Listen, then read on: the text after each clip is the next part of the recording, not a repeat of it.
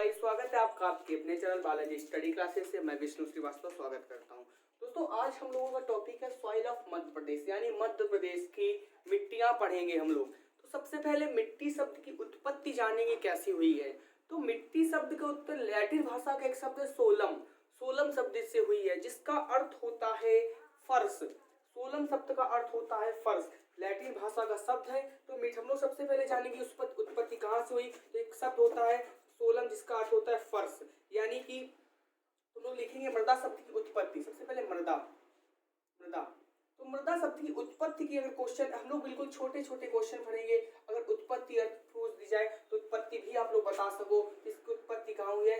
Latin भाषा का एक शब्द है, लैटिन भाषा का एक शब्द है। उस शब्द को हम लोग जानते हैं सोलम,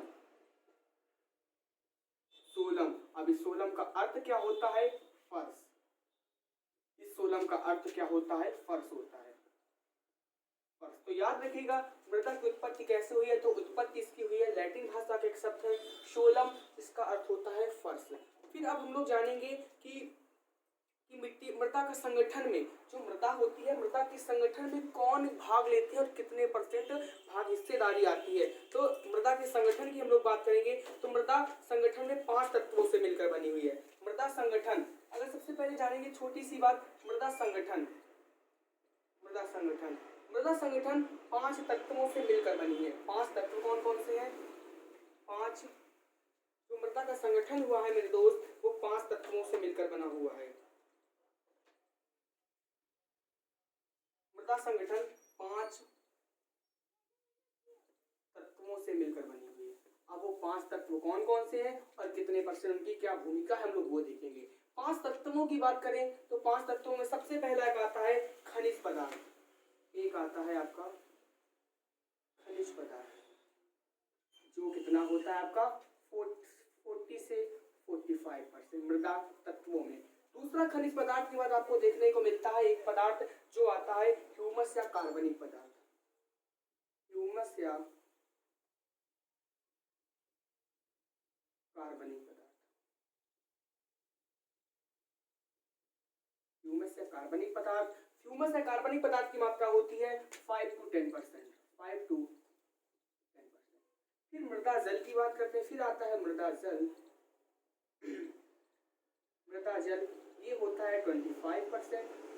फिर आता है मृदा वायु, ये भी आपका आता है 25%।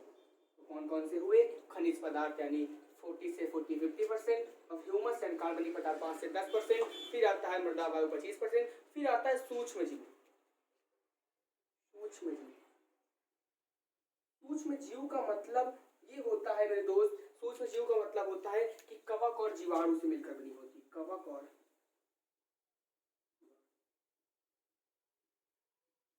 जीवाणु का मतलब क्या होता है? कवक और जीवाणु का मतलब यह होता है कि वनस्पति और जीवों के अवशेषों को, अब सबसे पहले मैंने एक शब्द यूज किया ह्यूमस। तो ह्यूमस का अर्थ होता है कि जो जीव जंतु के सड़ा गला के जो उनके अवशेष होते हैं, उनसे जो प्राप्त होती है उसे क्या बोलते हैं? ह्यूमस का निर्माण करते हैं। कौन करते हैं? तो वनस्पति और जीव अपने अवशेषों को सड़ा गलाकर। तो अगर लिखना हो तो लिख लीजिएगा जीव तथा वनस्पति अपने अवशेषों को सड़ा गलाकर ह्यूमस का निर्माण करते हैं। तो वो सूक्ष्म जीव। अब सूक्ष्म जीव की बात करेंगे तो सूक्ष्म जीव लगभग इसमें बताया जाए कि सूक्ष्म जीव अपने हिसाब से कवक और जीवाणु पर डिपेंड करते हैं कितने परसेंट। तो मैंने खनिज पदार्थ 40 से 45%, ह्यूमस 5 से 10%, मृदा जल 25%, मृदा वायु 25%, सूक्ष्म जीव कवक और जीवाणु से मिलकर बनती है। अब सबसे पहले मिट्टी जानेंगे कि मिट्टी किस प्रकार से होती है। तो मिट्टी में हम लोग अम्लीय मृदा और क्षारीय मृदा जानते हैं। सबसे पहले मिट्टियों के प्रकार की बात करें तो अम्लीय मृदा, मृदा कौन सी मृदा अम्लीय होती है, कौन सी मृदा क्षारीय होती है। तो सबसे पहले हम लोग डालेंगे अम्लीय और क्षारीय मृदा, अम्लीय मिट्टी और क्षारीय मिट्टी, अम्लीय मिट्टी और क्षारीय मिट्टी।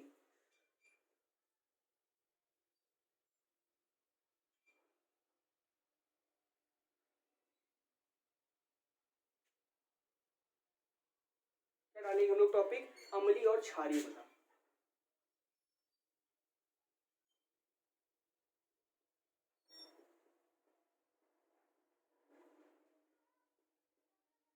सबसे पहले मृदा अभिक्रिया क्या होती है? मृदा अभिक्रिया, अपक्रिया में मिट्टी को अम्लीय और क्षारीय प्रकृति प्रदान करना। मृदा अपक्रिया मिट्टी की क्षारीय और अम्लीय प्रकृति पर निर्भर करती है। जो मृदा होती है आपकी किस पे निर्भर करती है? मिट्टी के मृदा क्षारीय और अम्लीय प्रकृति पर निर्भर करती है। कौन सी मिट्टी अम्लीय है, कौन सी मिट्टी क्षारीय है। मृदा निर्भर किस पर करती है? तो अम्लीय और क्षारीय मिट्टी पर निर्भर करती है।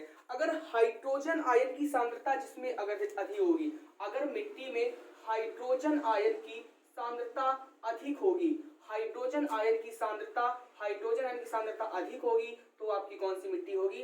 अम्लीय मृदा होगी। याद रखिएगा, हाइड्रोजन अम्लीय मृदा। अम्लीय मृदा की पहचान हाइड्रोजन आयन की सांद्रता, क्योंकि क्वेश्चन आप लोगों ने पढ़ा होगा, अम्ल किसे कहते हैं? जिन पदार्थों में H+ आयन होता है वैसे क्या कहते हैं? अम्लीय मृदा कहलाते हैं। तो क्या होगा? और इसमें क्या होती है? अम्लीय मृदा होगी। पोटेशियम और सोडियम की, और पोटेशियम बोले तो K और तथा सोडियम बोले तो Na की ऋणात्मकता जहां अधिक होगी वहां कौन सी मिट्टी होगी? तो वहां आपकी क्षारीय मृदा होगी।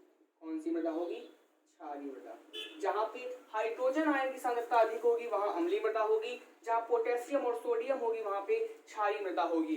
बताइएगा और डीपली जाऊं, और डीपली में मतलब और अच्छे से पढ़ेंगे क्षारीय मृदा। अब इसके बाद उदासीन मृदा का पीएच मान कितना होता है? अब देखो, मिट्टी के बारे में जानते हैं पीएच मान, उदासीन। अब पीएच मान का मतलब तो आप लोग जानते होंगे, उदासीन मिट्टी का पीएच मान, उदासीन मिट्टी का पीएच मान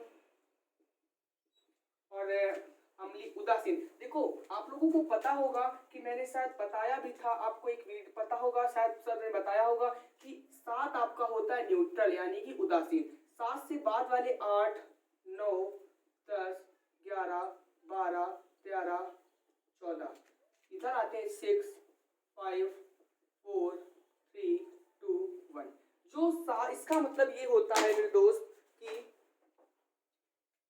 जो 1 to 6 ये क्या होते हैं? आपके अम्लीय होते हैं, ये आपके अम्लीय होते हैं। जो केवल आपका 7 होता है वो क्या होता है? यानी अम्लीय का मतलब यानी एसिडिक होते हैं। और 8 से लेकर 14 तक जो होते हैं वे आपके क्षारीय होते हैं। कौन से होते हैं? वे आपके क्षारीय होते हैं यानी कि बेसिक होते हैं। और जो यह 7 होता है वो न्यूट्रल होता है, जिसे हम लोग उदासीन बोलते हैं। तो बस अब हम लोग यहाँ पे लिख लेंगे उदासीन मिट्टी का पीएच मान कितना होता है? तो आपका होता है 7.0। अगर बोलेंगे कि उदासीन के बाद अम्लीय मिट्टी का पीएच मान कितना होता है? अम्लीय का पीएच मान कितना होता है? तो 7 से कम। 7 से कम ही तो होगा ना, 7 से कम। और पूछे अगर क्वेश्चन आ जाए क्षारीय का पीएच मान कितना होता है? तो 7 से ज्यादा। बताओ कुछ याद करने वाला है इसमें? अब ये हम लोगों को बस याद होनी चाहिए, तो ये हम लोग ऑटोमेटिक लिख लेंगे। इसका मान क्या होता है? 7 से ज्यादा होता है। और पौधों की वृद्धि में के लिए आवश्यक है कि मिट्टी का जो पीएच मान है वो पौधों की क्या होती है कि पौधों की वृद्धि, जब पौधों की वृद्धि होती है उसके लिए आवश्यक है, पौधों की वृद्धि के लिए जो मिट्टी का पीएच मान है वो कितना होना चाहिए? पौधों की वृद्धि के लिए लिख लीजिएगा कहीं भी पॉइंट बना के, पौधों की वृद्धि के लिए जो मिट्टी का पीएच मान होना चाहिए वो कितना होना चाहिए? तो वो होना चाहिए 7 से 6 to 7.5 होना चाहिए। 6 से 7.5 यानी 6 से 7.5 के बीच पीएच मान होना चाहिए। के लिए पीएच वैल्यू, के लिए पीएच। तो ठीक है, याद रखिएगा 6 से 7.5। अब एक क्वेश्चन आता है कि अगर मिट्टी अम्लीय है तो हमें अम्लीय मृदा को कम करने के लिए क्या करना चाहिए? अगर अम्लीय मृदा है तो इसे हमें करना क्या चाहिए? तो दोस्तों आप लोगों को पता होना चाहिए कि अगर मृदा अम्लीय है तो उसमें हमें क्या डालना चाहिए? चूना, सफेद चूना मिलाना चाहिए, चूना मिट्टी से डालना चाहिए। और क्वेश्चन अगर मृदा क्षारीय है तो क्षारीय से बचाने के लिए हमें जिप्सम डालना चाहिए। जिप्सम क्या डालना चाहिए? जिप्सम। क्वेश्चन आएगा कि अगर अम्लीय मृदा है, अम्लीय मृदा के बचाव के लिए हमें क्या चाहिए? तो आपका अम्लीय मृदा के बचाव के लिए चूना और क्षारीय के लिए जिप्सम चाहिए। फिर भारत का सबसे अधिक क्षारीय क्षेत्र कौन सा है? कोई बता सकता है? तो हमारा यूपी, जो भारत का सबसे अधिक क्षारीय क्षेत्र है वो यूपी आपका हो जाता है। क्षारीय क्षेत्र यूपी हो जाता है। अम्लीय की बात करें बस, अब इसके ज्यादा हम लोग नहीं करेंगे। और भारत में सबसे ज्यादा लवणी मृदा कहाँ पाई जाती है? तो गुजरात में। लवण का मतलब समझ रहे हैं, लवड़ी। तो सबसे ज्यादा जो अम्लीय और क्षारीय दोनों के साथ मिलकर कॉम्बिनेशन करे, जो अम्लीय प्रकृति और क्षारीय प्रकृति दोनों को निष्ठा भाव से देखे, उसे क्या बोलते हैं? क्या बोलते हैं? लवणी मृदा कहाँ पाई जाती है? अगर लवड़ी की बात करें तो लवड़ी मृदा कहाँ पाई जाती है? तो आप लोगों को याद रखिएगा वो आपका गुजरात पाया जाता है। कहाँ पे? गुजरात। गुजरात, क्योंकि गुजरात के पास समुद्र है ना। तो बस हम लोग ऐसे छोटे छोटे चीजें याद करते हुए चलेंगे। तो ये आपके कुछ मिट्टी के बारे में जाना। अब हम लोग ज्यादा डीपली नहीं जाएंगे। अम्लीय मृदा किसके लिए होती है, तो एक तो छोटा सा टॉपिक चाय बागानों के लिए। जो अम्लीय मृदा होती है वो किसके लिए सबसे अधिक होती है, तो याद रखिएगा चाय बागानों के लिए। चाय बागानों के लिए कौन सी मृदा यूज होती है, तो वो अम्लीय मृदा। अब चाय कहाँ होती है, असम में होती है, केरल में होती है, तो वहां पे कौन सी मृदा होती होगी, सिंपल सी बात अम्लीय मृदा होती होगी। अब फिर एक क्वेश्चन आता है कि हम लोग ज्यादा डीपली नहीं पढ़ेंगे। अब हम लोग आएंगे सीधे अपनी हेडिंग डालेंगे काली मृदा। अब सबसे पहले जानेंगे कि मिट्टी के हिसाब से कौन सी मिट्टी कहाँ पे क्या विशेषता है इसकी। कौन सी मिट्टी, ICAR के इसका मुख्यालय कहाँ है, और ICAR ने कितनी मिट्टियों को मान्यता दी है, अंतरराष्ट्रीय पर मिट्टी को क्या कहते हैं। जैसे कि काली मिट्टी, ब्लैक सॉइल को चेरनोजम मिट्टी भी बोलते हैं। तो अब क्वेश्चन पूछा भी जाता है व्यापक में, तो पूछ लिया जाएगा, तो हम लोग क्या करेंगे, कर लेंगे। फिर तो थोड़ा सा ऐसा मत बोलिएगा कि मैं MPGK से डायरेक्ट ज्योग्राफी पे आ गया। अगर MPGK में मिट्टी का टॉपिक चल रहा है तो मैं दोबारा मिट्टी का टॉपिक नहीं करा पाऊंगा, इसलिए कुछ भी पूछ सकता है। तो हम लोग क्या करेंगे, हम लोगों के सिलेबस में है तो इसे हम लोग क्या करेंगे, पढ़ते हुए चलेंगे। तो फिर ICAR, एक ICAR का मतलब क्या होता है, भारतीय कृषि अनुसंधान, भारतीय कृषि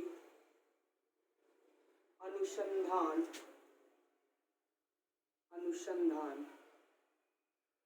परिषद। ICAR यानी कि भारतीय कृषि अनुसंधान संस्थान का मुख्यालय सबसे पहले जानेंगे। इसका मुख्यालय कहाँ है, तो इसका मुख्यालय है न्यू दिल्ली। कहाँ है, न्यू दिल्ली।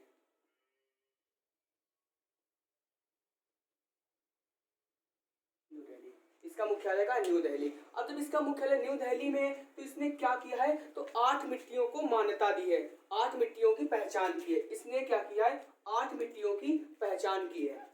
8 मिट्टियों की इसने पहचान की है। 8 मिट्टियां कौन कौन सी हैं, 8 मिट्टियों की। क्या हुआ, ICAR ने 8 मिट्टियों की पहचान की है। ICAR ने 8 मिट्टियों की पहचान की है।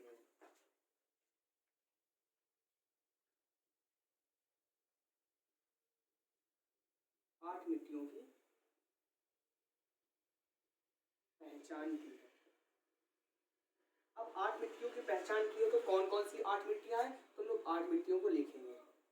ICAR ने जो 8 मिट्टियों की पहचान की, वो 8 मिट्टियां कौन कौन सी हैं, तो सबसे पहले आता है पर्वतीय मिट्टी। सबसे पहले आती है आपकी पर्वतीय मिट्टी। फिर आपकी आती है जलोढ़ मिट्टी।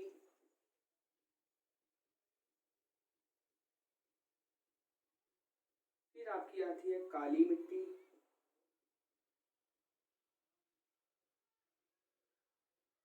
फिर आती है लाल मिट्टी।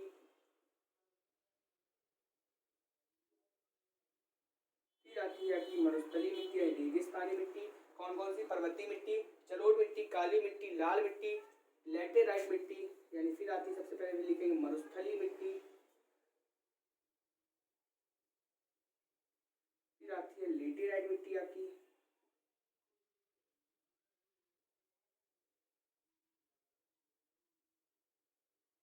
एक दो तीन चार पाँच छह, लैटेराइट मिट्टी के बाद फिर आती है पीट व दलदली मिट्टी।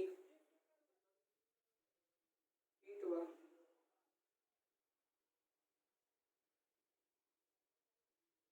फिर आती है लवड़ी या क्षारीय मिट्टी।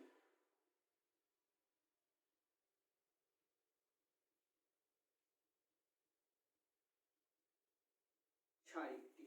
अब अगर हम लोग बात करें तो ज्यादा कि पर्वतीय मिट्टी भारत में सबसे ज्यादा क्षेत्रफल, और भारतीय मृदा विज्ञान संस्थान सबसे पहले जानेंगे कि, और थोड़ा सा देखेंगे कि जो ये भारत में सबसे ज्यादा क्षेत्रफल पर पाई जाने वाली 4 मिट्टियां हैं। क्षेत्रफल पर कौन कौन सी, तो सबसे ज्यादा तो 1 2 3, और कौन सी कोई भारत में सबसे ज्यादा, और एक मिट्टी है लैटेराइट मिट्टी।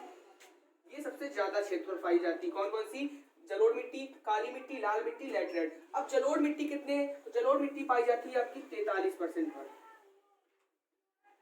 और फिर इसके बाद काली मिट्टी पाई जाती है आपकी 18% पर।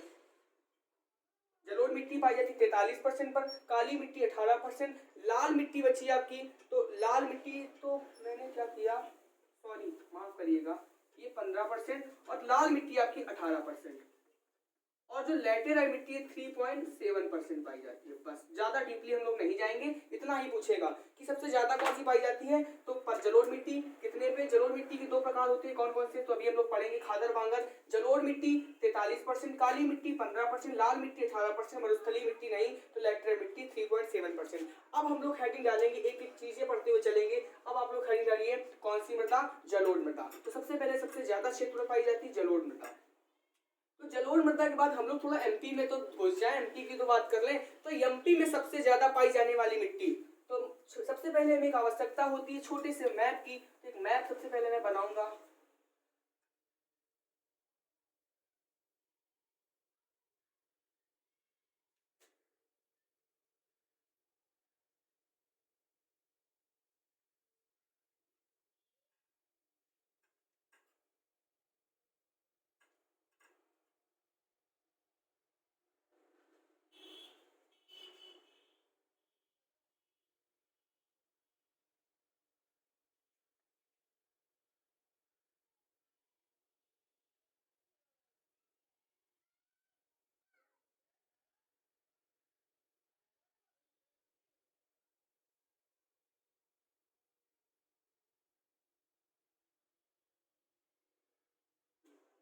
अब ये हमारा एक मैप बना।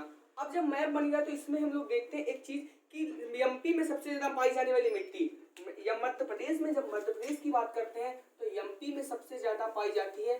तो सबसे पहले चलो लिखते हैं हम लोग एक चीज कि मध्य प्रदेश में सबसे ज्यादा कौन सी मिट्टी पाई जाती है, तो काली मृदा। अब मध्य प्रदेश में 5 मिट्टियां पाई जाती है, मध्य प्रदेश में 5 मिट्टियां पाई जाती है, सबसे ज्यादा कौन सी, काली मिट्टी। तो लोग लिखेंगे मध्य प्रदेश में पाई जाने वाली मिट्टी। तो एमपी में सर्वाधिक, एमपी में सर्वाधिक मिट्टी कौन सी पाई जाती है, तो वो काली मिट्टी। कौन सी मिट्टी, काली मिट्टी। अब और क्या, सबसे ज्यादा काली मिट्टी वैसे पाई कितनी जाती है, तो 5 मिट्टियां पाई जाती हैं, 5 मिट्टियां। 5 मिट्टियां के नाम कौन कौन से, तो 5 मिट्टियों के नाम है, 5 मिट्टियां पाई जाती हैं। 5 मिट्टियों के नाम आपके क्रमशः मैं लिख रहा हूं। 5 मिट्टियों के नाम आपकी काली मिट्टी, काली मृदा, फिर लाल पीली मृदा, लाल पीली मृदा, फिर आपकी जलोढ़ मृदा, फिर आपकी आपकी पाई जाती है एक काली मिट्टी, लैटेराइट मिट्टी थोड़ी सी मात्रा में पाई जाती है, लैटेराइट मृदा। और एक मिट्टी पाई जाती है काली मिट्टी यानी black soil, red yellow soil, alluvial soil, laterite मिट्टी। और एक पाई जाती है मिक्स्ड मिट्टी यानी मिश्रण, एक मिश्रण मिट्टी यानी मिक्स्ड मिट्टी पाई जाती है, मिक्स्ड सॉइल। तुम लोग जानेंगे। अब क्वेश्चन आ जाए मध्य प्रदेश में सबसे ज्यादा मिट्टी कौन सी पाई जाती है, तो है आपकी काली मिट्टी। अब और 5, ऐसा नहीं 5 मिट्टी और पाई जाती है, कौन सी, काली मिट्टी, लाल मिट्टी, और तीसरी जलोढ़ मिट्टी, चौथी लैटेराइट मिट्टी, पांचवी मिक्स मिट्टी। तो इसमें हम लोग जानेंगे कौन से क्षेत्र में कौन सी मिट्टी पाई जाती है। तो सबसे पहले हम लोग यूपी से लगा हुआ क्षेत्र जो ऊपर वाला आपका भाग है, यहाँ पे आपकी पाई जाती है जलोढ़ मृदा, जलोढ़ मृदा, कौन सी, जलोढ़ मृदा पाई जाती है। अब जब जलोढ़ मृदा पाई जाती है तो फिर एक क्षेत्र आपका ये हो जाता है, इस क्षेत्र में कौन सी मिट्टी पाई जाती है, ये आपका लगा हुआ क्षेत्र, इस क्षेत्र में पाई जाती है आपकी लाल पीली मिट्टी यानी red yellow soil. Red yellow soil का मतलब लाल पीली मिट्टी पाई जाती है। और यहीं पे छोटी सी मात्रा में पाई जाती है लैटेराइट मिट्टी। तो लैटेराइट मिट्टी बनाने के लिए हम दूसरे मार्कर का यूज करते हैं, छोटी सी मात्रा में यहाँ पर पाई जाती है आपकी लैटेराइट मिट्टी। कौन सी मिट्टी, लैटेराइट, लैटेराइट मिट्टी। तो याद रखना लैटेराइट मिट्टी भी पाई जाती है, छोटी सी मात्रा में पाई जाती है लैटेराइट मिट्टी, ज्यादा वर्षा होती रहती है। और फिर इसके बाद की बात करते हैं कि काली मृदा कहाँ पाई जाती है, तो बाकी बचे हुए भाग में आपकी काली मृदा पाई जाती है। और यहाँ पे मिक्स्ड सॉइल कहाँ पाई जाती है दोस्तों, यहाँ पे आपका जो है ये ऐसे बनाते हैं, ये जो मृदा है, और यहाँ पे आपकी कुछ मात्रा में आपकी कौन सी, ये, तो यहाँ भी आपकी जलोढ़ पाई जाती है, थोड़ी सी मात्रा में जलोढ़। जब जलोढ़ मृदा पाई जाती है तो फिर एक क्वेश्चन होता है, जब यहाँ पे जलोढ़ मृदा पाई जाती है तो जलोढ़ मतलब यहाँ पे, तो यहाँ पे मिक्स्ड मिट्टी पाई जाती है, मिक्स्ड। अब मिक्स्ड का मतलब समझ रहे हैं आप लोग, मिक्स्ड का मतलब होता है कि आपकी लाल प्लस काली प्लस जलोढ़, समझे? नेक्स्ट का मतलब लाल, काली, जलोढ़। अब बाकी बचे हुए भाग पे कौन सी मृदा? तो काली मृदा। बाकी किसका राज हुआ? मेरा राज रहेगा, यानी सबसे ज्यादा हम पाए जाते हैं तो सबसे ज्यादा क्षेत्र पर हम रहेंगे। काली मृदा में भी कई भाग होते हैं दोस्तों, तो काली मृदा में भाग में हम लोग देखते हैं काली मृदा के कौन कौन से? सामान्य काली। काली मृदा के भाग में हम लोग एक आती है आपकी गहरी काली मृदा, ये होती है सामान्य काली, ये होती है सामान्य काली, सामान्य काली मृदा। फिर ये आपकी पाई जाती है यहाँ पे गहरी काली मृदा, गहरी काली मृदा। अब जब सामान्य काली मृदा हो गई, फिर गहरी काली मृदा हो गई, तो फिर एक पाई जाती है कछारी मिट्टी। क्या बोलते हैं इसे? कछारी मिट्टी। तो आपको आशा करते हैं समझ में आया होगा। अब इसके बारे में हम लोग जानेंगे। तो सबसे पहले क्या हुआ? लेटेराइट मिट्टी। अब क्वेश्चन आएगा कि काली मिट्टी को कितने भागों में विभाजित किया गया है, तो आप लोग लिख लीजिएगा एक जगह पॉइंट बना के कि मध्य प्रदेश में काली मिट्टी को, काली मृदा को, काली मृदा को 3 भागों में विभाजित किए गए। 3 भाग कौन कौन से हैं? तो 3 भाग आपके आप सबसे पहले आता है सामान्य काली मिट्टी, सामान्य काली, फिर एक आता है गहरी काली, फिर एक आता है आपका सामान्य काली, गहरी काली, फिर कछारी, कछारी। तो अब देखो हमने 5 मिट्टियां बताई, 1 2 3 4 5। तो सबसे पहले देख लेते हैं। सबसे पहले काली मृदा, एक हो गई आपकी काली मृदा, एक मिट्टी ये हुई पहली। फिर दूसरी देखते हैं लाल पीली मृदा, लाल पीली कहाँ गई मेरी? दूसरी, ये दूसरी हुई। तीसरी जलोढ़ मृदा, जलोढ़ मृदा ये हुई देखो तीसरी, और कुछ मात्रा में यहाँ पाई जाती है, तीसरी हुई। चौथी कौन सी? लैटेराइट मिट्टी, देखो ये हुई आपकी चौथी लैटेराइट मिट्टी। पांचवी कौन सी? मिक्स्ड मिट्टी, देखो ये आपकी मिक्स्ड मिट्टी पांचवी, 5 मिट्टी हो गई। मैंने पूरा बता दिया मैप से। तो हम लोग एक काम करते हैं, जब मैप से बता दिया तो अब हम लोग इसको क्या करेंगे? बहुत ज्यादा डीपली से पढ़ेंगे। बहुत ज्यादा डीपली मतलब ये नहीं कि मैं पीएससी लेवल का बताऊंगा, लेकिन बहुत ज्यादा डीपली, बहुत अच्छे से पढ़ा दूंगा आपको। मिट्टियों के क्वेश्चन नहीं गलत होंगे आपके। बस ये कहूंगा कि ज्योग्राफी में दोबारा नहीं पढ़ा पाऊंगा, तो इसलिए काम करता हूँ कि ज्योग्राफी में इसी में आपको बता देता हूँ, जो यूपी लेवल की या फिर जो वर्ल्ड लेवल की होगी, जो विश्व लेवल की, जो भारत लेवल की होगी, मिट्टियों से क्वेश्चन पूछे भी जाएंगे, तो मैं वो आपको कराते हुए चल रहा हूँ। तो सबसे पहले सबसे ज्यादा मिट्टी पाई जाती है यहाँ पे काली मृदा, तो या फिर की काली मृदा डालें या फिर हम लोग जलोढ़ मृदा पढ़े, तो जैसा आप लोग बताइए। तो सबसे पहले हम डालते हैं ब्लैक सॉइल, काली मृदा से शुरू करते हैं। एमपी में सबसे ज्यादा पाई जाती है, तो हम लोग शुरू करेंगे ब्लैक सॉइल,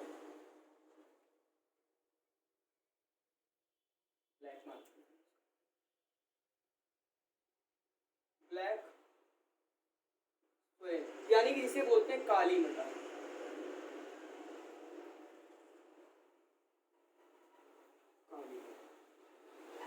अब काली मृदा, काली मृदा की बात करें तो काली मृदा को बात करें, भारत में तीसरी सबसे ज्यादा पाई जाती है काली मृदा के।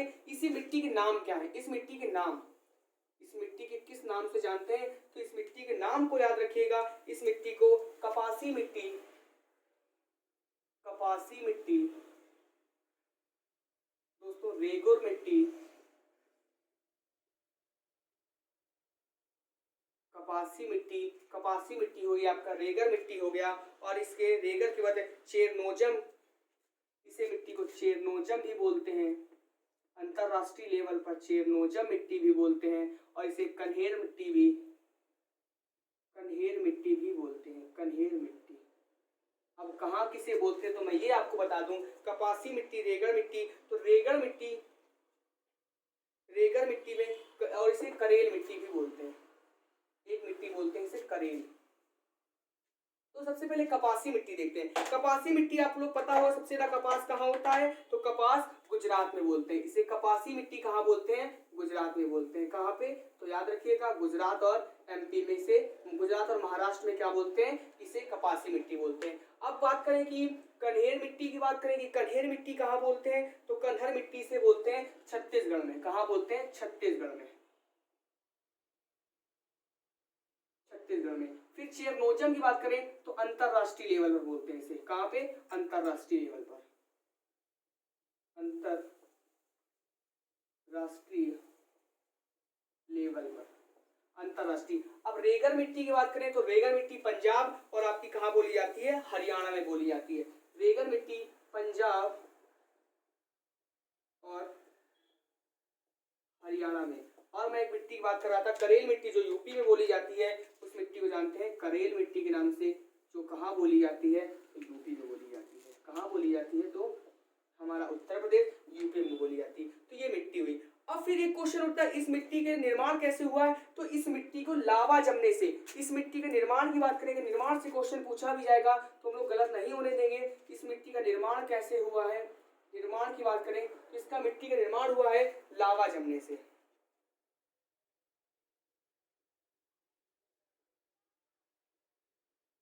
बहुत ज्यादा समय है नहीं तो मैं बहुत अच्छे से बताता चित्र से कि लावा कैसे जमता है, किस तरह से निर्माण होता है। लावा के जमने से हुआ है। इनमें कौन से होता है? इसमें होता क्या है? काली मिट्टी के अन्य नाम बता दिए। इसमें होता क्या है? तो इसमें सबसे पहले जानेंगे कि काली मिट्टी, क्योंकि ये दक्कन पठार का जो लावा है, अब थोड़ा सा जान लेते हैं लावा के जमने से। जो दक्कन पठार का लावा है उसकी मिट्टी के लावा के अपक्षय होने से इस मिट्टी का निर्माण हुआ है। तो हम लोग इतना ज्यादा डीपली नहीं जाएंगे। तो निर्माण किससे हुआ? लावा के जमने से इसका निर्माण हुआ। अब फिर इसे कपासी मृदा भी कहते हैं, तो मैंने लिखा दिया इसे कपासी मृदा भी कहते हैं। कपासी मृदा के साथ साथ इसे काली मिट्टी के अन्य क्या नाम है? इसमें होता क्या है? इसमें जो फसल होती है, इसमें जो आपकी फसल होती है वो कौन कौन सी होती है? फसल की बात करें तो दोस्तों इसमें फसल कौन कौन सी होती है? तो इसमें कपास होता है आपका,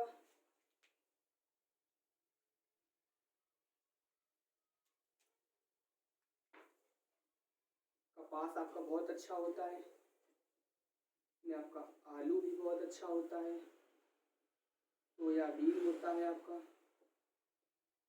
सोयाबीन के साथ साथ और इसमें क्या होता है? सोयाबीन के साथ साथ इसमें होता है और गेहूं भी अच्छा खासा हो जाता है।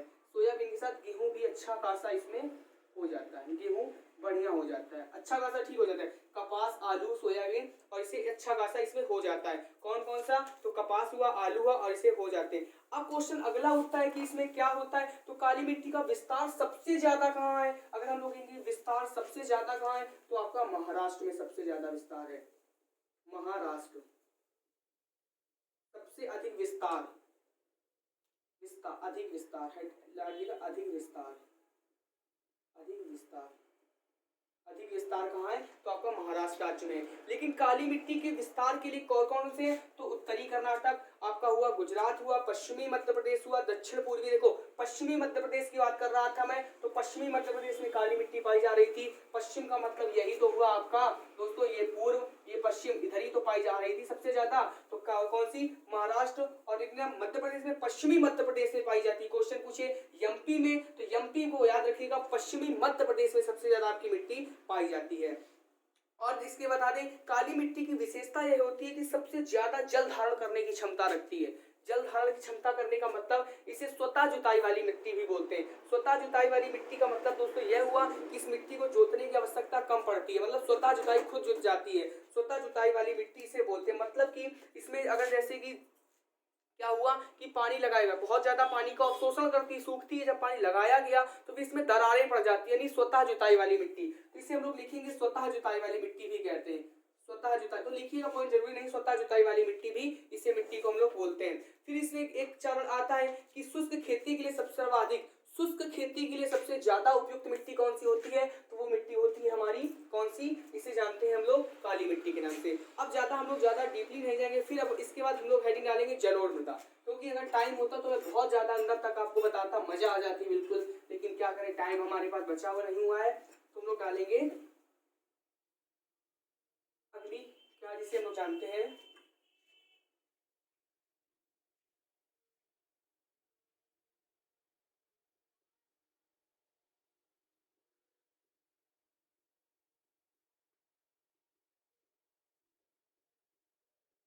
एलुवियल सॉइल,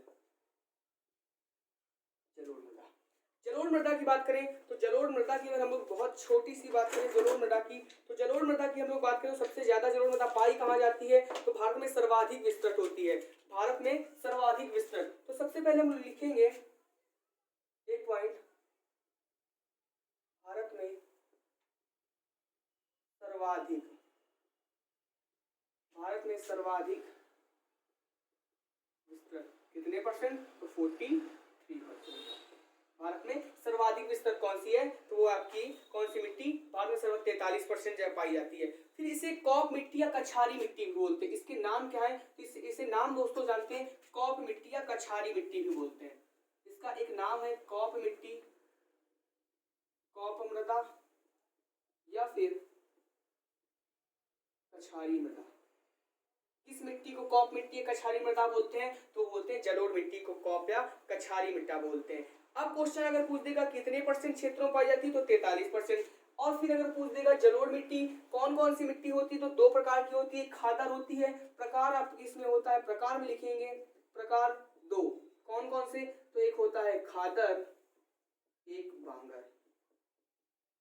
खादर बांगर, कौन कौन से प्रकार होते हैं? खादर बांगर। अब क्वेश्चन होता है उत्तर भारत के मैदान में जलोढ़ मिट्टी सतलज मैदान से लेकर पूर्व में उत्तर भारत में कहां पाई जाती है? तो सतलज का मैदान से लेकर पूर्व में ब्रह्मपुत्र नदी के मैदान तक यह मिट्टी का विस्तार असम तक पाई जाती है। अब तटीय मैदानों के अंतर्गत तटीय मैदान में महानदी गोदावरी कुछ किनारे मात्रा में भी पाई जाती है भारत के मैप में। तो तटीय मैदान में गोदावरी हो गया, महानदी हो गई आपकी, और कृष्णा कावेरी नदी के डेल्टा क्षेत्रों में पाई जाती है। जलोढ़ मिट्टी नदियों द्वारा काटकर लाई गई मिट्टी होती है। जो जलोढ़ मृदा होती है वो नदियों द्वारा काटकर लाई गई मृदा होती है। वो कौन सी मृदा होती है? तो आपकी जलोढ़ मृदा होती है। तो फिर इसमें क्वेश्चन होता है जलोढ़ मिट्टी कितने प्रकार की होती है? तो दो प्रकार की होती है। अब दोस्तों जो नदी के आसपास का क्षेत्र होता है वो कौन सा होता है? हमेशा याद रखिएगा, मैं बहुत अच्छी बात बता रहा हूँ, नदी के आसपास का क्षेत्र, नदी के आसपास की मिट्टी, आसपास की मिट्टी, और ये नदी के दूर की मिट्टी, ये दूर की। यानी कि हमेशा याद रखिएगा जो गांव होते हैं वे हमेशा बांगर मिट्टी में बसते हैं। जो गांव होते हैं वे हमेशा किस मिट्टी में बसते हैं? तो वे बांगर मिट्टी में बसते हैं। बांगर खादर का मतलब कैसे हुआ? तो एक छोटे से हम लोग चित्र के माध्यम से देखेंगे कि यहाँ पे ये नदी है। जब ये नदी है, जब ये यहाँ पे नदी है तो यहाँ पे कौन सी मिट्टी पाई जाएगी? तो यहाँ पे खादर पाई जाएगी। जो यहाँ पे ऊपर मिट्टी पाई जाएगी वो यहाँ पे कौन सी पाई जाएगी? तो वे बांगर पाई जाएगी। कौन सी? बांगर मिट्टी पाई जाएगी। एक छोटे से चित्र के माध्यम से समझा, यहाँ पे बांगर। तो जो नदी के आसपास का क्षेत्र है वो खादर होगा, इसके बाद दूर का क्षेत्र होगा वो कौन सा होगा? बांगर मिट्टी होगा। अब नदी से दूर ऊंचे स्थान पर, यानी इसे पुरानी जलोढ़, नदी से दूर ऊंचे स्थानों पर कौन सी मिट्टी पाई जाती है? तो वह आपकी पाई जाती है कौन सी मिट्टी? तो उस मिट्टी को हम लोग जानते हैं जलोढ़ मृदा के नाम से। अब इसका निर्माण कैसे होता है? तो निर्माण की बताया कि इसका जो निर्माण की विषय में बात करें तो इसका निर्माण कैसे होता है? तो छोटी सी भाषा में हम लोग इसका निर्माण लिखेंगे कि नदियों द्वारा बहाकर लाए गए, नदियों द्वारा बहाकर लाए गए। अब ये बात बताओ, जो नदियां होती है वो बहाकर क्या लाती है? मृदावक्षेप लाती हैं। तो नदियों द्वारा बहाकर लाए गए मृदा अवसाद के जमाव से हुआ है। मृदा अवसाद के जमाव से, मृदा अवसाद के जमाव से हुआ है किस मिट्टी का निर्माण? तो वो है निर्माण नदियों के द्वारा बहाकर लाए गए मृदा अवसाद के जमाव से। अब इसमें एक हो जाए कि अन्य नाम इसके क्या? दोमट मृदा। इसे एक और जानते हैं दोमट मृदा भी कहते हैं। दोमट मिट्टी पूछी भी जाती है, दोमट मिट्टी बहुत ज्यादा इंपॉर्टेंट हो जाती है यहाँ से दोमट मिट्टी, ठीक है ना। और इसे यहाँ पे कि कृषि के लिए इसमें क्या होता है? कृषि की बात करें तो इसमें कृषि में मामले में गेहूं बहुत अच्छा होता है। गेहूं के बाद आपका चावल भी होता है, चावल के बाद इसमें गन्ना भी होता है। आपका गेहूं होता है, चावल होता है, गन्ना होता है, और आदि खनिज आदि अनाज भी होते हैं। आपका दालें हो जाती है, अपने अपने क्षेत्र में देख लो दालें होती हैं, तो मतलब थोड़ी बहुत दालें हो जाती हैं। तो गेहूं, चावल, गन्ना आदि आपका हो जाती है यहाँ की है। अब बांगर छिट्टी, अब एक बार बताओ कि बांगर क्षेत्र में जब खुदाई करते हैं, एक क्वेश्चन हमें बताइए कि जो बांगर क्षेत्र में हम लोग खुदाई, यानी जब अपने यहाँ गड्ढा खोदते हैं तो मिट्टी के कंकड़ निकलते हैं गोल गोल, तो वे वास्तव में क्या होते हैं कि पहले नदियों द्वारा बहाकर ला दी गई जलोढ़ मिट्टी के उदाहरण होते हैं। पहले मिट्टी लाई, ऊपर से बहा दी गई तो वो नीचे दब गए। वे होते किसके हैं? तो याद रखिए कैल्शियम कार्बोनेट के होते हैं, जिसे हम लोग संगमरमर का भी सूत्र बोलते हैं। खड़िया का सूत्र या संगमरमर का फार्मूला बोलते हैं, तो उसका नाम क्या होता है? Calcium carbonate. जो कंकड़ होते हैं छोटे छोटे पथरीले किसके होते हैं? उसके बोलते हैं, सॉरी, रेत के जो होते हैं उसे बोलते क्या है? तो जो कंकड़ीले पत्थर होते हैं वे होते किसके हैं? तो वे होते हैं कैल्शियम कार्बोनेट के। याद रखिएगा कैल्शियम कार्बोनेट का फार्मूला क्या होता है? तो वो होता है कैल्शियम कार्बन का फार्मूला CaCO3। किसका होता है? CaCO3। चूना पदार्थ की ग्रंथियां मिलती हैं। अब क्या होता है? जलोढ़ मिट्टी में ह्यूमस, नाइट्रोजन और फास्फोरस की मात्रा क्या होती है? अधिक होती है। इसमें कमी किसकी होती है? कमी नाइट्रोजन फास्फोरस ह्यूमस। आज मैं आपको एक बात बताता हूं कि ये जो नाइट्रोजन ह्यूमस फास्फोरस होती है, हर मिट्टी में कमी होती है इनकी। नाइट्रोजन फास्फोरस ह्यूमस में इनकी क्या होती है, कमी होती है। और पोटेशियम और चूना अधिक मात्रा में पाए जाते हैं। पोटेशियम तो मैंने बताया था, जैसे पोटेशियम और सोडियम होगा वो क्या होगे, पोटेशियम क्षारीय होगी। पोटेशियम और चूना अधिक मात्रा में पाया जाता है, अधिक मात्रा में पोटेशियम और चूना पाया जाता है। अब हम लोग यहीं से जरूर मिट्टी भी ज्यादा नहीं पढ़ेंगे, तो अब अगली मिट्टी इसी से क्वेश्चन आपके पूछे जाएंगे, तो एक एक मिट्टी हम लोग कवर करते हुए चलते हैं। अब डालिए आप लोग लाल मृदा, यानी रेड, लाल पीली मृदा, जिसे हम लोग बोलते हैं रेड येलो सोयल।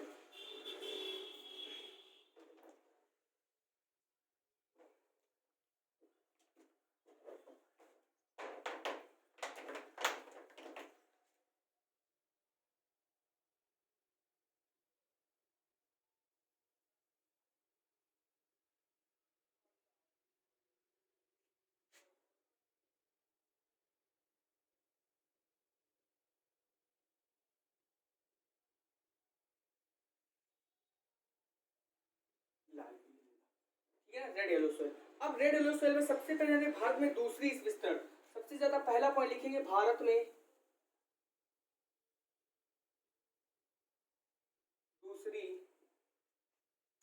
सबसे ज्यादा विस्तृत।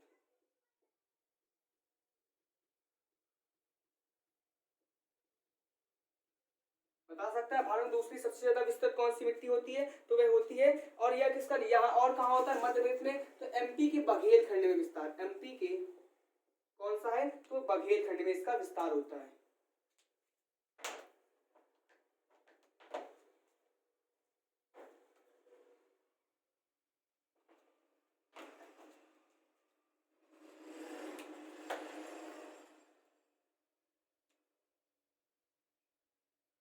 एमपी के बघेल खंड में इसका विस्तार होता है।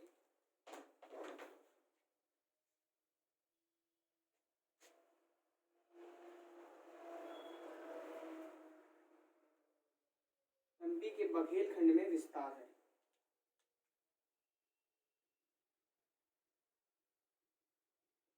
एमपी के बघेल खंड में इसका विस्तार है। किस मिट्टी का, तो ये मिट्टी, इस मिट्टी को हम लोग जानते हैं किस मिट्टी के नाम से, तो बघेल खंड में रेड येलो मिट्टी के नाम से। अब निर्माण इसका कैसे हुआ है, तो चट्टानों के विखंडन से, चट्टानों के विखंडन मतलब चट्टानों के टूटने फूटने से, चट्टानों के विखंडन से इसका निर्माण हुआ है। अब चावल जब इसका निर्माण हुआ है तो कितने क्षेत्र पर, तो भारत की दूसरे 18% लिख लीजिएगा, 18%, ठीक है। बघेल खंड में विस्तार होता है। अब क्या होता है कि इसका लाल रंग होता किसके कारण होता है, तो लाल रंग किसके कारण होता है, तो याद रखिएगा ये होता है लौह ऑक्साइड के कारण, लौह ऑक्साइड के कारण।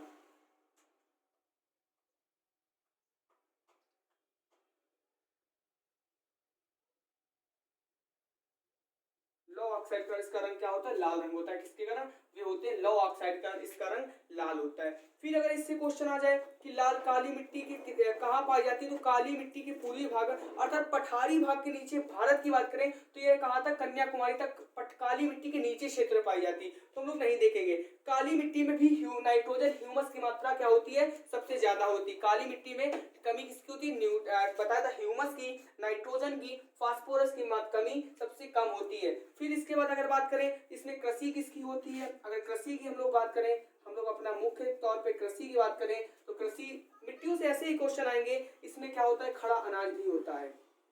खड़ा अनाज हुआ आपका, चावल भी इसमें किया जाता है।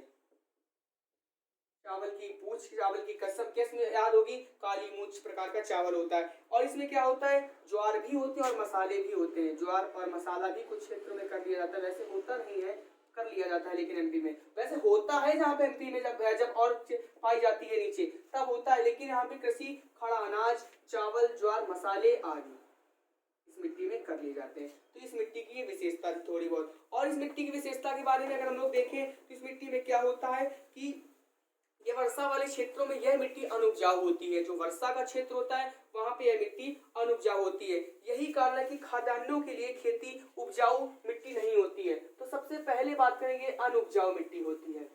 अनुपजाऊ मिट्टी, यानी वर्षा वाले क्षेत्रों में अनुपजाऊ मिट्टी होती है। लेकिन क्या होता है कि करना तो पड़ता है खेती, अगर पेड़ चलाना है तो जी। तो अनुपजाऊ मिट्टी कौन सी होती है? Red yellow soil. लेकिन क्या होता है, सिंचाई करके ज्यादा वर्षा वाले स्थानों पे क्या, एक बात याद रखिएगा, जो वर्षा का स्थान होता है वहां पे क्या होता है, यह मिट्टी अनुपजाऊ, बहुत ज्यादा अनुपजाऊ होती है। तो जहां वर्षा नहीं होती वहां ठीक ठाक कर ली जाती है।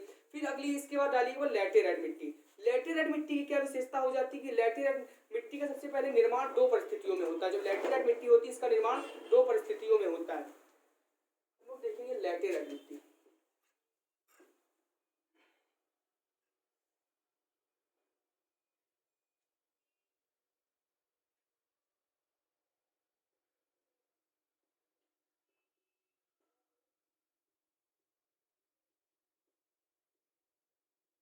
लैटेराइट मिट्टी, लैटेराइट मिट्टी में जानेंगे, लैटेराइट मिट्टी का निर्माण दो परिस्थितियों में होता है।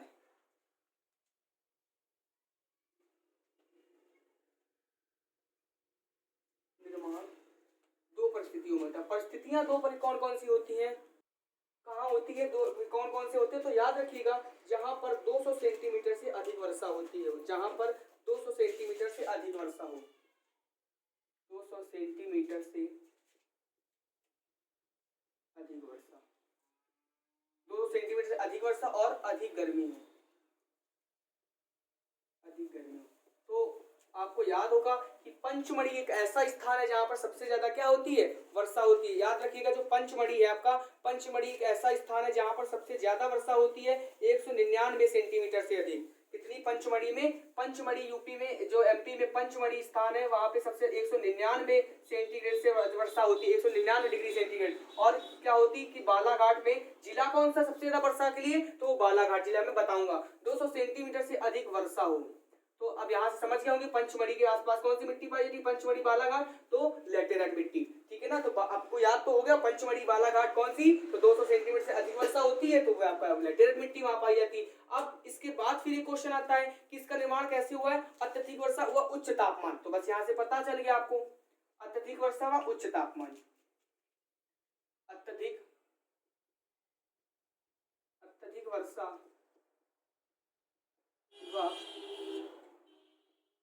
उच्च तापमान, अत्यधिक वर्षा व उच्च तापमान के कारण क्या होता है, लैटेराइट मिट्टी का निर्माण होता है। फिर एक क्वेश्चन आता है कि ये सबसे ज्यादा पाई कहाँ जाती है? तो अगर हम लोग भारत लेवल पे, इंडिया लेवल में बात करेंगे तो ये तमिलनाडु में हो गई, तमिलनाडु के सह्याद्री में हो गई, और कहाँ पे, असम, मेघालय, झारखंड, असम, मेघालय, खारो खासी, जयंतिया, मासी, नामचेरा, पुंजी, ऐसी जगह पे पाई, लेकिन हमें वहां ज्यादा डीपली नहीं पढ़ना है। फिर इसके बाद क्या होती है कि इस लैटेराइट मिट्टी में किसके ऑक्साइड, लोहे और एल्यूमिनियम के ऑक्साइड पाए जाते हैं। तो लिख लीजिएगा कि लैटेराइट मिट्टी में लोहे और एल्यूमिनियम के ऑक्साइड पाए जाते हैं, लोहे व एल्यूमिनियम के ऑक्साइड।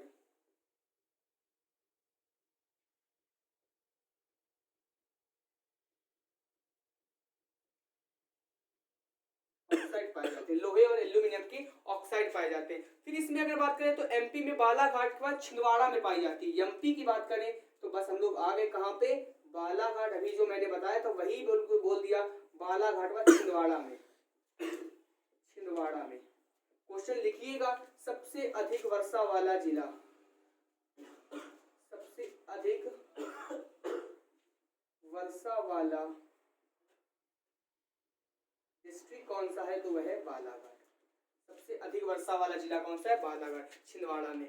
और ये अधिक वर्षा होती है। और क्या होता है, एमपी में इसका यूज नहीं होता, एमपी में इसका, अब एक बात करें कि इसका उत्पादन किसमें, जो उत्पादन है, जो इसमें कृषि की जाती है, तो कृषि के लिए आप लोग पता चल गया होगा क्या होता है, काफी होता होगा इसमें, काफी, कॉफी, मसाले, इलायची जो आ रहा है। लेकिन एमपी में इसका, एमपी में नहीं होता, एमपी में नहीं होता, केवल चावल, केवल चावल के लिए उपयोगी,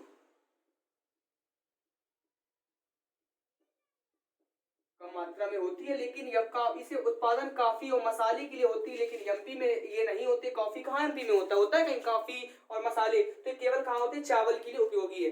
अब अगली मिट्टी डालिए आप लोग, कौन सी अगली मिट्टी आप डालिए, मिश्रित मृदा।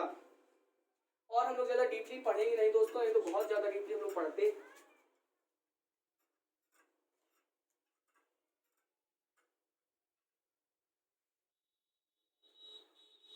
अगर आप लोगों को मिट्टी और ज़्यादा डीपली पढ़ना तो कमेंट में बताइएगा, तो मैं बना दूंगा पर्सनल मिट्टी का वीडियो। क्योंकि हर क्वेश्चन में चाहे आप जाएगा यूपीपी का देंगे तो एमपीपी का देंगे, मतलब हर ज़्यादा पे एक क्वेश्चन जरूर पूछा जाता है। तो अगर बताइएगा तो मैं कमेंट करिएगा, मैं बना दूंगा बहुत डीपली से। फिर अगली मिट्टी डाली मिश्रित मृदा,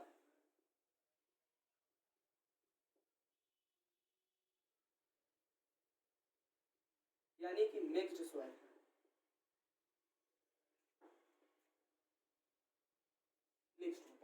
इसमें क्या होता है, इसके मृदा अन्न मृदा मिक्स, इसका निर्माण कैसे होता है, इसका निर्माण कैसे होता है,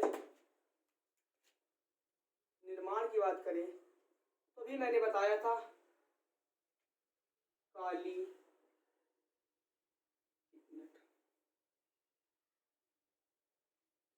black plus red yellow plus का एलुवियल सॉइल। कौन कौन सी, ब्लैक रेड येलो एलुवियल, यानी कि काली और लाल पीली और यानी जलोढ़ मृदा के मिक्स से किसका निर्माण होता है। अब कृषि के लिए क्या होता है, कृषि के लिए यह उपयोगी नहीं होती है। अब जब कृषि के लिए उपयोगी नहीं होती है तो किस क्या होता है, जब कृषि के लिए उपयोगी नहीं होती तो इसलिए वन संपदा, क्या वन संपदा क्या होता है, इसमें दृष्टि से बची, वन संपदा की दृष्टि से होती है, वन संपदा की दृष्टि से महत्वपूर्ण है। फिर एक शब्द मैं बता चुका हूं, यूज हो रहा है कि इसमें क्या होता है कि तेंदुपत्ता, इसमें वन संपदा में कौन कौन से पाए जाते हैं, तेंदुपत्ता, सागौन, आंवला, आंवला। आप लोग कमेंट में बताइएगा आंवला नगरी किसे बोलते हैं। तेंदुपत्ता, तेंदुपत्ता का यूज किसे कब होता है, बीड़ी को लपेटने में, तो ये आपकी तेंदुपत्ता यूज होता है। तो आपको ये मिट्टी कंप्लीट हुई। अब हम लोग देखेंगे अगली मिट्टी कृषि व्यवस्था, अब हम लोग डालेंगे कृषि व्यवस्था। लेकिन थोड़ा सा और अगर देखें तो पीट एवं दलदली मिट्टी हमें पढ़नी नहीं है। और अगर थोड़ी सी बात करें तो कि अगर कि केंद्रीय मृदा संरक्षण बोर्ड का गठन कब हुआ था, तो लिख लीजिएगा, पूछ सकता है केंद्रीय संरक्षण मृदा बोर्ड का गठन, बोर्ड का गठन कब हुआ था, 1953 में, 1953 में केंद्रीय संरक्षण मृदा बोर्ड का गठन हुआ था। फिर देखें कि अगर क्षेत्रफल की दृष्टि से सबसे अधिक बंजर भूमि कहाँ है, तो वह राजस्थान में मिलती है। तो यही आपकी कुछ ऐसी मिट्टियां थी जो हम लोगों की मिट्टियां कंप्लीट हुई। अगले वीडियो मिलते हैं, तब तक के लिए थैंक यू। कृषि व्यवस्था के साथ मिलेंगे।